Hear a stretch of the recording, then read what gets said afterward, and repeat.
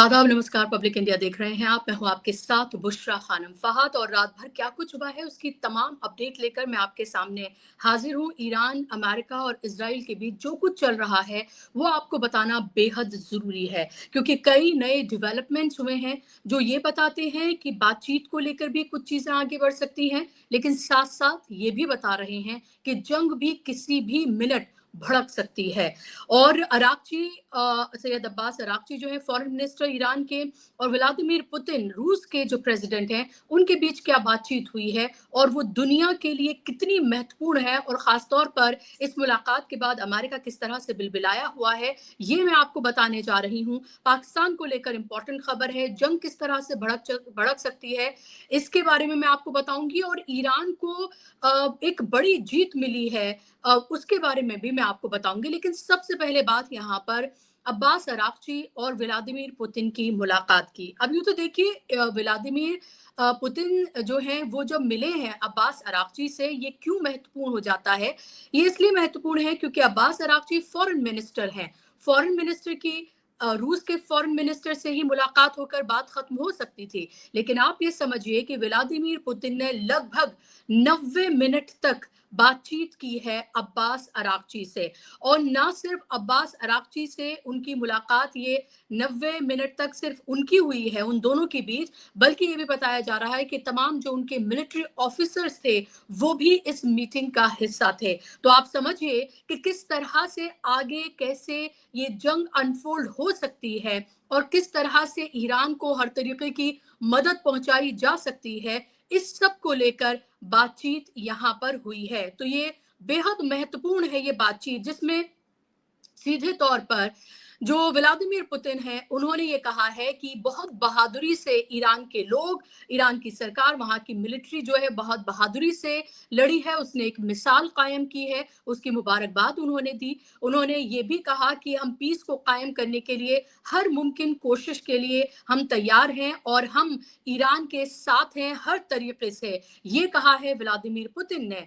और इसके अलावा जो उन्होंने इंपॉर्टेंट बात ये कही है कि किसी भी तरह की जो मिलिट्री मदद की जरूरत होगी ईरान को, वो तमाम चीजें भी जो रूस है वो उनको मुहैया कराएगा। उसमें एयर डिफेंस सिस्टम से लेकर मिसाइल से लेकर ड्रोन से लेकर वो तमाम चीजें हैं जो रूस ने एक तरह से ये वादा किया है कि वो तमाम चीजें जो पहले से वो मुहैया करा रहा है, लेकिन आगे वो और बड़े पैमाने पर ईरान को मुहैया करा सकता है। ये मीटिंग जो है ये छोटी मोटी नहीं है, ये एक फोटो ऑप तो है, यानी कि फोटो अपॉर्चुनिटी दुनिया को ये बताने के लिए कि देखिए जो चंद सुपर पावर्स थी, जैसे अमेरिका की हम बात कर लें या फिर हम रशिया की बात कर लें, चाइना की हम बात कर लें, या ब्रिटेन या फिर इसराइल को उसमें शामिल कर लिया जाता था, अब उसमें एक और सुपर पावर की इन कुछ हफ्तों में एंट्री हो गई है और उसका नाम है ईरान। और ये जो फोटो अपॉर्चुनिटी है, ये जिस तरह से ईरान एक तरह के चंद देशों के जो टूर पर निकला हुआ है, उससे ये साफ जाहिर होता है कि वो दुनिया को ये बताने में कामयाब हो पा रहा है कि कैसे जो वर्ल्ड पावर्स हैं उसमें एक और देश की एंट्री हो गई है और वो है ईरान। और आप सोचिए कि इससे अमेरिका को कितनी तकलीफ हो रही होगी, और इसीलिए हर सुबह उठकर जिस तरह की भाषा, जिस तरह की बातें डोनाल्ड ट्रंप करते हुए नजर आते हैं, या उनके जो साथी जो हैं वो करते हुए नजर आते हैं, या पीटर हेगसेट की बात करें या फिर जेडी वैंस की बात करें, मार्को रूबियो की बात करें, सब जिस तरह की बातें करते हुए नजर आते हैं, वो सब भी आपको पता है साफ तौर पर ये दिखा रहा है कि कितनी खींच है फिलहाल अमेरिका के अंदर। और ये जो मुलाकात है इसके कई बड़े मायने जो है वो निकाले जा रहे हैं। इसको ये भी देखा जा रहा है, इस पर भी कहा जा रहा है कि ये चर्चा हुई है कि कैसे जो मिडिल ईस्ट है उसमें जो अमेरिका का दबदबा है, जिस तरह से वहां पर उसके बेसिस हैं, उनका वो दबदबा जो है वो किस तरह से कम किया जाए, उसको किस तरह से खत्म किया जाए, इस सब पर भी बातचीत हुई है।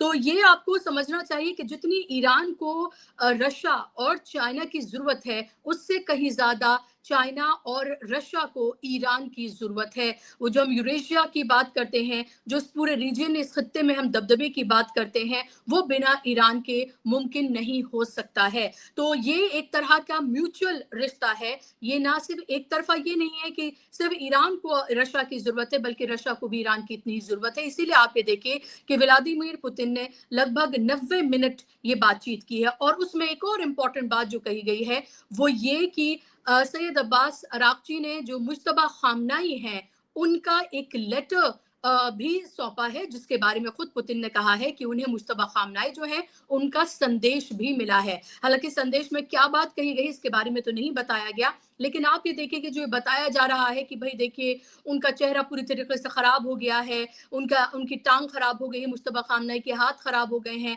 वो अपने सेंसेस में नहीं, इस तरह की तमाम बातें वेस्टर्न मीडिया के जरिए कही जा रही हैं। लेकिन ये बात भी सही है कि वो अभी तक सामने नहीं आए हैं, लेकिन उसके साथ साथ वो दूसरे तरीके से एक्टिव नजर आ रहे हैं। और उनका एक्टिव होना इस तरह से दिखाता है कि कैसे मुश्तबा खामनाई ने व्लादिमीर पुतिन को ये लेटर दिया है, संदेश दिया है, जिसकी जानकारी खुद जो व्लादिमीर पुतिन है उन्होंने दी है। और जो इम्पोर्टेंट बात मैं आपको बता रही थी कि कैसे हथियारों के स्तर पर वो मदद करेगा, एयर डिफेंस सिस्टम जो है वो ईरान को देगा, क्योंकि उसको ये लग रहा है कि किसी भी वक्त ये जंग जो है वो भड़क सकती है। अब इससे पहले मैं आपको ये बताऊं कि जंग किस तरह से भड़क सकती है, उसके बारे में क्या क्या कहा जा रहा है और उसको प्रूफ के साथ मैं आपके सामने आपको रखूं। मैं आपको ये बताने जा रही हूं कि ईरान 48 घंटे में ईरान 2 बार पाकिस्तान पहुंचा है। और फिर से उनकी मुलाकात आसिम मुनीर और शहबाज शरीफ से हुई है। तो पहले पाकिस्तान गए अब्बास अरागची, रूस गए, ओमान गए और उसके बाद फिर से पाकिस्तान गए। तो आप समझिए कि कुछ तो ऐसा पक रहा है जो हमें कुछ घंटों में सामने निकल कर आ सकता है। लेकिन इसमें एक चिट्ठी जो है, एक लेटर अब्बास अरागची ने दिया है जिसमें उसने अपनी शर्तें लिखी हैं। इन शर्तों की बात खुद जो व्हाइट हाउस है उसकी तरफ से कही गई है कि हाँ, शर्तों का एक लेटर जो है वो ईरान की तरफ से अमेरिका को मिला है। इसमें ईरान ने साफ तौर पर यह कह दिया है कि वो स्ट्रेट ऑफ हॉर्मुज खोलने के लिए तैयार है, लेकिन उसकी कुछ शर्तें हैं। और उसकी शर्तें क्या हैं? उसने साफ तौर पर कह दिया है कि उसके ऊपर जितने भी इकोनॉमिक सैंक्शंस लगे हुए हैं वो पूरे तरीके से हटा दिए जाएं। दूसरी उसकी शर्त है कि जो सीज फायर चल रहा है, ये सीज फायर नहीं बल्कि पूरे तरीके से हर कीमत पर जंग को रोका जाए। यानी कि अब किसी भी तरीके की कोई जंग नहीं होगी, उसकी इंटरनेशनल गारंटी उसको चाहिए। इसके अलावा जो उसका नुकसान हुआ है इस जंग में उसकी भरपाई उसको चाहिए। और ये भी उसने कहा है कि इस पहले फेज में वो अपने न्यूक्लियर प्रोग्राम्स पर किसी तरह की कोई बातचीत नहीं करेगा। यानी कि पहला फेज सबसे पहले होगा स्ट्रेट ऑफ हॉर्मुज, वो खोलने के लिए तैयार है, लेकिन सबसे पहले क्या करना है कि जो उसके ऊपर तमाम तरह के जो सैंक्शंस लगे हुए हैं वो सैंक्शंस हटें। और इसके अलावा उसके ऊपर जो जिस तरह से उसका नुकसान हुआ है, नुकसान की वापसी हो और जो मतलब उसको रकम दी जाए। और उसने साफ तौर पर कहा है कि वो न्यूक्लियर अपने प्रोग्राम्स पर किसी तरह की कोई बातचीत नहीं करेगा। इसके साथ साथ क्या कहा गया है, ईरान की तरफ से यह भी कहा गया है कि स्ट्रेट ऑफ हॉर्मुज जो है वो फेजेस में खुलेगा, एक साथ नहीं खोल दिया जाएगा अगर अमेरिका उसकी इस शर्तों पर को मानने के लिए तैयार हो जाता है। आप ये देखिए कि पहले तो जाहिर सी बात है ये कहेगा अमेरिका कि हमें ये शर्तें मंजूर नहीं है। इस तरह की बातें लगातार सामने निकल कर आ रही हैं कि कोई शर्तें वो कह रहा है कि शर्तें मंजूर नहीं है, खासतौर पर जो न्यूक्लियर प्रोग्राम को लेकर उसने कही है। और ये भी कहा गया है अमेरिका की तरफ से कि अगर हम उसके ऊपर से इकोनॉमिक सैंक्शन हटा देंगे तो वो और मजबूत हो जाएगा, अपने न्यूक्लियर प्रोग्राम को और मजबूती से वो आगे बढ़ाएगा। और ये मानने के लिए वो तैयार नहीं है। तो आप ये सोचिए, घूम फिर कर बात तेल के खेल की है, घूम फिर कर बात स्ट्रेट ऑफ हॉर्मुज पर आके टिक जाती है। एक और इम्पोर्टेंट बात जो जो ईरान की पार्लियामेंट की तरफ से जो कही गई है वो ये कि जो नाका, जो टोल वो वसूल रहा है, वो टोल वो अब ईरानियन करेंसी में लेगा। यानी कि पहले वो युआन की बात कर रहा था, डॉलर में तो उसने बिल्कुल ही उसने मना कर दिया था, किसी कीमत पर भी नहीं होगा, लेकिन युआन में हो रहा था। लेकिन अब अपने आप को मजबूत करने के लिए, अपनी करेंसी को मजबूत करने के लिए ईरान ने कहा है कि जो टोल है वो ईरानी करेंसी में लेगा। तो आप सोचिए कि ईरान किस तरह से अपनी शर्तों को मनवा रहा है, अपनी शर्तें किस तरह से रख रहा है। ये शर्तें एक ऐसा देश ही रख सकता है जब उसके पास, उसको ये पता है कि तमाम तरह की पावर मौजूद है, जिसको ये भी पता है कि जंग किसी भी वक्त भड़क सकती है, तो वो उस जंग को किस तरह से लड़ने के लिए पूरी तरीके से तैयार है। ये जो उसको टाइम मिला है ईरान को, उसमें ईरान ने अपने आप को पूरी तरीके से तैयार किया है। और आप ये देखिए कि लगातार जो तैयारियां हैं वो किस तरह से हो रही हैं। एक जो वीडियो है वो सामने निकल कर आई है, जिसको लगातार अलग अलग जो सोशल मीडिया हैंडल्स हैं जो वॉर को कवर करते हैं, और जो वेस्टर्न मीडिया उसकी तरफ से भी इसको रिपोर्ट किया गया है, जहां पर जहाज जो है, मैं चाहूंगी अगर वो वीडियो या वो पिक्चर दिखाई जा सके, टीम से कहूंगी, जिसमें वो जहाज जो है वो दिखाए जा रहे हैं, जिसमें बताया जा रहा है कि कैसे जो अमेरिका है और जो मिलिट्री जो विमान है उसके, वो एक ब्रिज जो है वो तैयार कर रहे हैं, ताकि जो सामान है, जब जंग जो दोबारा शुरू होगी, जिसके आसार बहुत ज्यादा बढ़ रहे हैं, उसमें सामान किस तरह से उसकी आवाजाही हो सके। तो मोबिलाइजेशन जो है वो सैन्य जहाजों का वो पूरी तरीके से मिडल ईस्ट में बढ़ता हुआ नजर आ रहा है। पहले भी इस तरह की वीडियो सामने आई थी, फिर से इस तरह की वीडियो जो है वो सामने आ रही है, साफ तौर पर ये देखा जा सकता है। और इसको लेकर जो डगलस मैग्रिकर हैं, जो कि कर्नल रहे हैं यूएस आर्मी के, जिनको लगातार अपने एक्सपर्ट ओपिनियन आप देते हुए सुन रहे होंगे, उन्होंने एक ट्वीट किया है और ब्रेकिंग उन्होंने लिखा है। ब्रेकिंग लिखते हुए लिख रहे हैं, यूएस ईरानियन नेगोशिएशन कोलैप्स, यानी कि वो कोलैप्स हो गया है जो नेगोशिएशन है। Massive deployments now in the region, यानी कि मैसिव डिप्लॉयमेंट जो है वो रीजन में किया जा रहा है, जिसकी बात मैं आपसे कर रही हूँ। गेट रेडी, यानी कि वो जंग को कह रहे हैं कि वो जंग की तैयारी के लिए बात कर रहे हैं कि किसी भी वक्त जो है वो जंग भड़क सकती है, और इसकी तैयारी की वो बात कर रहे हैं, जो कह रहे हैं कि वो नेगोशिएशन जो है पूरी तरीके से कोलैप्स हो गई है। और ये भी कि नेशनल सिक्योरिटी की आज एक मीटिंग डोनाल्ड ट्रंप लेने जा रहे हैं, उसमें ये तय होगा कि ईरान पर कब और किस तरह से हमला करना है, क्योंकि ये लग रहा है कि नेगोशिएशन जो है पूरी तरीके से फेल होता हुआ नजर आ रहा है। रशिया ने जिस तरह से पूरी तरह की मदद करने की बात की है, ये जिस तरह का मोबिलाइजेशन मिडल ईस्ट में देखने के लिए मिल रहा है, और उसके साथ साथ सैयद अब्बास अराक्ची जो लगातार अलग अलग जगहों पर जा रहे हैं, वो दोनों तरीके से दिखा रहा है कि जंग के लिए तो ईरान तैयार है ही, लेकिन उसके साथ साथ पीस की हर मुमकिन कोशिश भी वो कर रहे हैं। इस पर सैयद मोहम्मद जो मरांडी हैं, उन्होंने क्या कहा है? उन्होंने कहा है कि there is a significant possibility that the Epstein coalition will resume its aggression against the Iranian people within the next few days, यानी कि वो कह रहे हैं कि जो एप्स्टीन कोलिशन है वो किसी भी वक्त रिज्यूम कर सकता है अपने अग्रेशन को ईरान के खिलाफ with in few next days, यानी कि अगले कुछ दिनों में।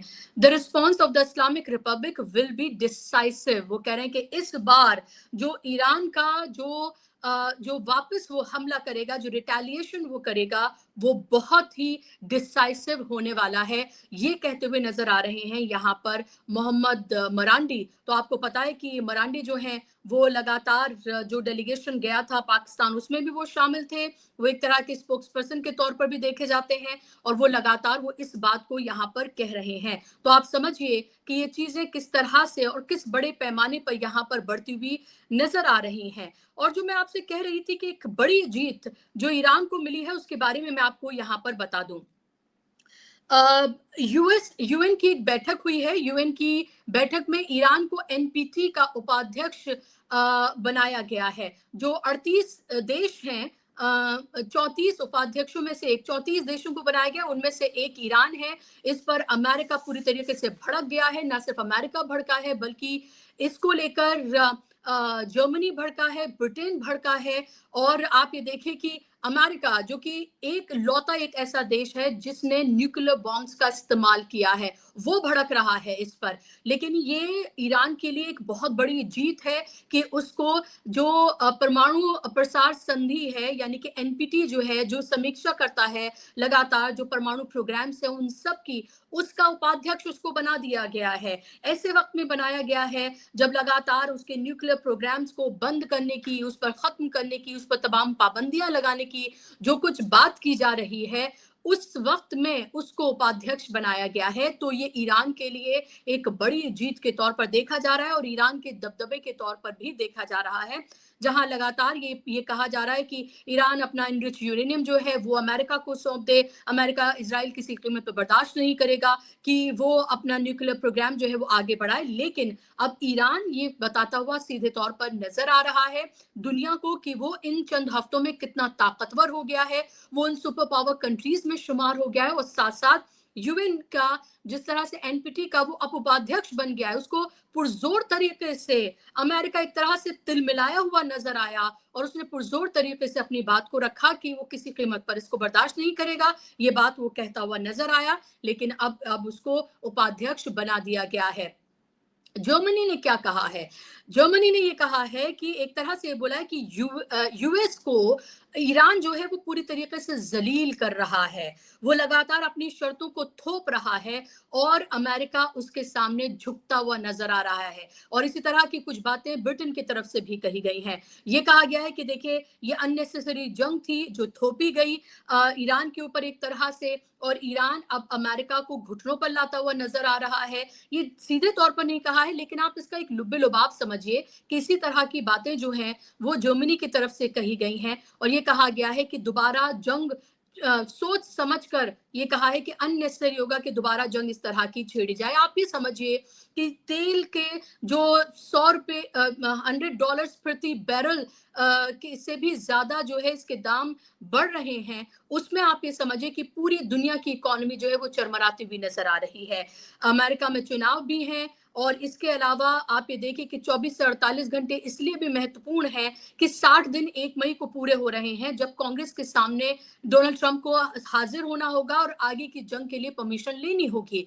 लेकिन साथ साथ आप ये देखिए अमेरिका को परमिशन लेनी होगी, इजराइल को नहीं लेनी होगी। इसलिए इजराइल के जो एयरपोर्ट है तेल अवीव का, उस पर जो रिफ्यूलिंग जहाज हैं, जंगी जहाज जो हैं, उनको मैंने आपको बताया था अपनी पिछली वीडियो में कि कैसे उनका जमावड़ा वहां पर इकट्ठा किया जा रहा है। यानी कि अगर अमेरिका सीधे तौर पर ना हमला करे तो इजराइल के जरिए ईरान पर बड़ा हमला कराया जा सकता है। कुछ एक्सपर्ट ये कह रहे हैं कि इस बार का जो हमला होगा वो बेहद खतरनाक होगा। ऐसा हमला होगा कि 24 घंटे तक जो बमबारी है अमेरिका की वो नहीं रुकेगी। और इसके साथ साथ ये भी आप समझिए कि जो नेवल ब्लॉकेट किया गया है उससे जाहिर सी बात है ईरान को परेशानी तो हो ही रही है, क्योंकि ईरान का जो प्रोडक्शन है, जो नेचुरल प्रोडक्शन है तेल का, वो लगातार हो रहा है। लगातार जो स्टोरेज है वो खत्म होता जा रहा है और इसीलिए डोनाल्ड ट्रंप ने ये कहा कि पाइपलाइन फट जाएगी क्योंकि उससे ज्यादा उस पर समा नहीं पाएगा और उसको उस पाइपलाइन को रिबिल्ड करने के लिए सालों का वक्त लग सकता है या कभी भी वो ना हो, ये कहना है डोनाल्ड ट्रंप का। लेकिन ये जरूर है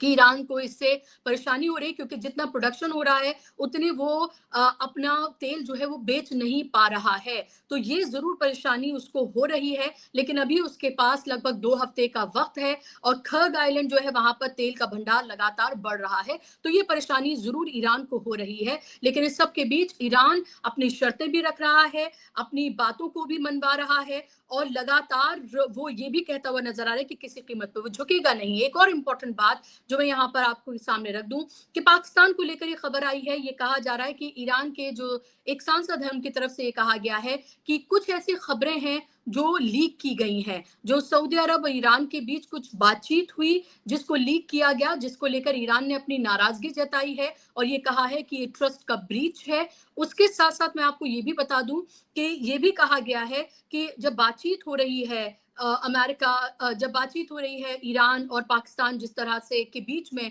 और एक मीडिएटर बना हुआ है, ये भी कहा जा रहा है कि वो अमेरिका की तरफ झुका हुआ ज्यादा नजर आता है। इस तरह की बातें भी कही जा रही हैं। कितनी सच्चाई है इसका इंतजार करना पड़ेगा, लेकिन ये तमाम बातें कही जा रही हैं और इसको लेकर नाराजगी भी जताई गई है। तो एक तरफ पीस टॉक की बात की जा रही है, दूसरी तरफ जंग की भी पूरी तैयारी की जा रही है। 24 से 48 घंटे बहुत महत्वपूर्ण होने जा रहे हैं। इन 24 से 48 घंटे में क्योंकि एनएसए की मीटिंग भी है और उसके बाद ये नेशनल सिक्योरिटी की मीटिंग है और ये पूरे तौर पर ये तय हो जाएगा कि आगे ये पीस कॉन्वर्जेशन होगी या फिर ईरान के ऊपर एक बार फिर से ये हमला किया जा सकता है। लेकिन ईरान इसके लिए पूरी तरीके से तैयार है। और मैं आपको ये भी बता दूं कि यूएई जिस पर सबसे ज्यादा हमले हुए वो इसलिए भी हुए कि अभी भी आप देखिए कि एक रिपोर्ट पूरी तरीके से आई है जो ये बताती है कि कैसे जो थार्ड जो है और इसके अलावा दूसरे डिफेंस सिस्टम वो लगातार जंग के दौरान